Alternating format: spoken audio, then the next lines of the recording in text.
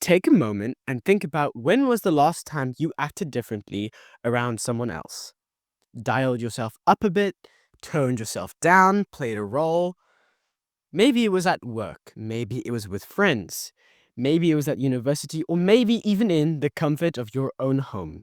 It's not deception exactly, but it's not the full, unfiltered you either. That's because everybody, whether they realize it or not, wears a mask. The sociologist Irving Goffman wrote about this in the book The Presentation of Self in Everyday Life. He describes social interaction as theater, as a play, that every conversation, every relationship was a role that we played in an unspoken theater performance. Imagine, if you will, that you were an actor and every conversation you wore a different mask, or the lights were different, or the set was different, or the music playing in the background was different. That's front stage, and we act for the audience. And then in the backstage, when we're all alone, we drop the act. Well, at least as much as we can. But what happens when the mask becomes your face, when you wear it for so long, so well, that even you stop believing in the role that you play? And what happens when you want to take it off, but no one will let you?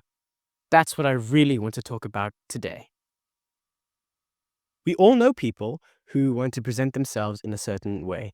The class clown who never lets the mask slip. The perfect student or employee who never seems to struggle.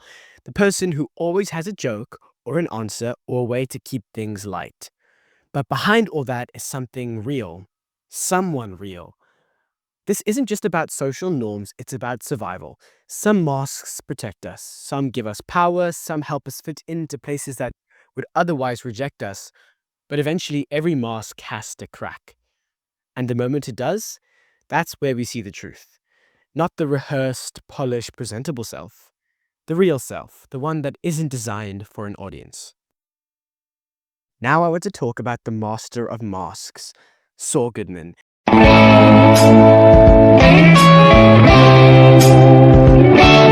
Now, Saul from Breaking Bad and Better Call Saul is one of my favorite characters in all of fiction. I'm going to refer to him as Jimmy McGill, because I watched Better Call Saul first. I've not watched Breaking Bad yet, but I still think it's perfect to talk about him. So, Saul Goodman isn't just a name. It is actually a character. It's not his real name. It's a performance. It's a suit of armor that Jimmy McGill puts on to survive. And at first, it works. Saul is funny, fast-talking, and untouchable. He's the guy who always has an angle, a scheme, or a plan. He always has a way to weasel himself out of trouble. He is, in every way, the perfect mask. But what makes Saul Goodman so tragic is that it isn't how well he plays the role, it's what the role costs him. Because behind the loud suits and the snappy one-liners, there's Jimmy, the kid that just wanted to be respected, the guy who tried to go straight but kept being pulled back by the tide to prove that he was more than just a con man, the man who time after time after time was told he wasn't good enough. And so, when the world wouldn't let Jimmy McGill be Jimmy McGill, he became Saul Goodman instead. If you watch Breaking Bad, Saul Goodman is a comic relief character. He's slick, shameless, but always kind of in control. But Better Call Saul shows us the man behind the con. We see the heartbreak, the desperation, the constant struggle to be taken seriously, to be understood. And we see that when he's Jimmy, things actually hurt him. He feels love, he feels regret, he feels guilt. Things that Saul Goodman is too invincible to acknowledge. The transformation is slow but devastating. Every joke masks a deeper wound. Every scheme is another step away from the person that he really wanted to be. And when Saul Goodman is no longer useful, when his time has run out, yet another mask. Or maybe the real him. He became Gene Takovic. Gene is what happens when the mask finally breaks. A man who used to be larger than life is now reduced to a quiet, miserable existence.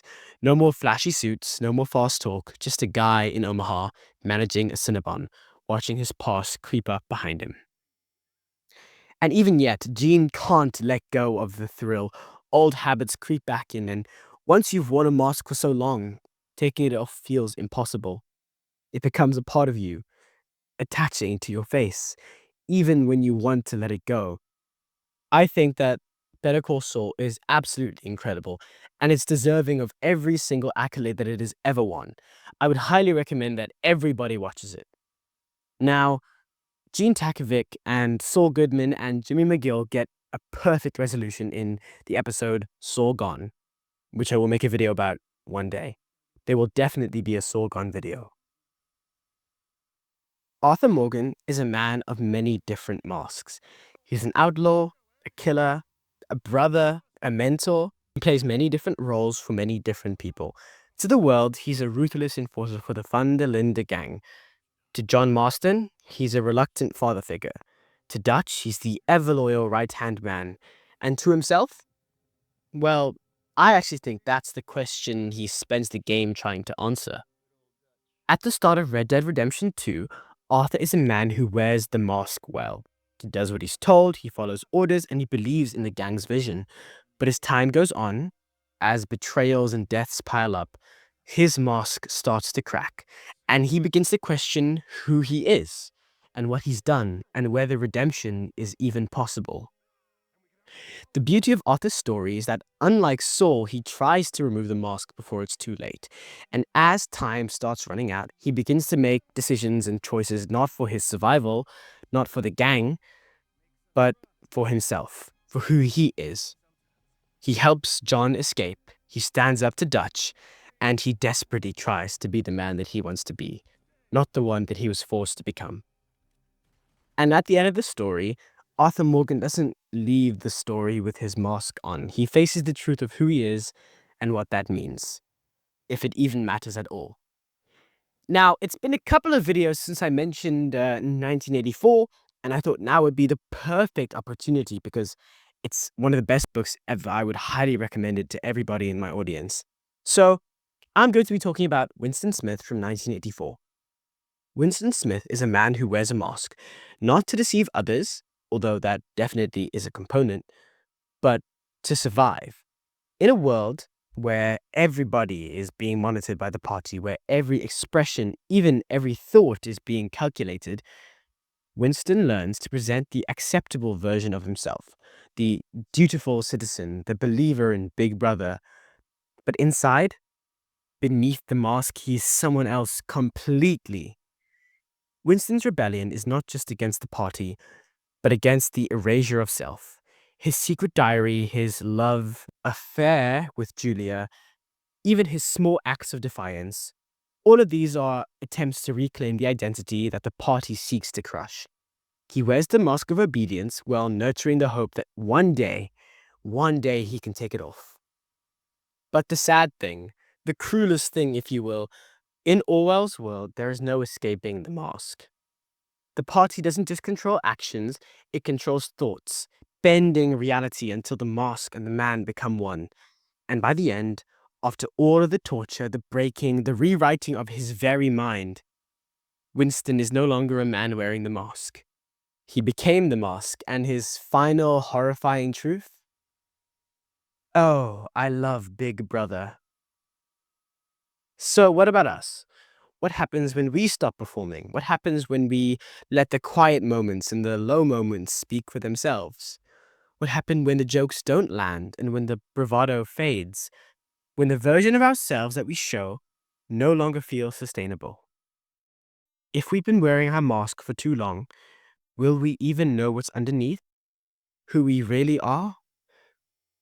Or has the performance replaced the person?